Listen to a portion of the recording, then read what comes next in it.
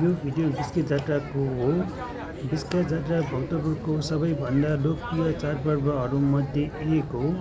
सौन्दर्य शास्त्रीहरूले यसलाई सहरको सबैभन्दा मूल्यवान चाडपर्वहरूमध्ये एक मानिन्छ, जसको संस्कृति र ऐतिहासिक दुवै महत्त्वपूर्ण छ।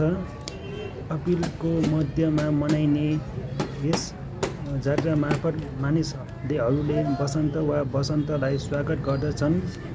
बिस्का जात्रा भक्तपुरमा मनाइने सबैभन्दा ठुलो जात्रा हो। यो 8 रात र 9 दिनसम्म मनाइन्छ।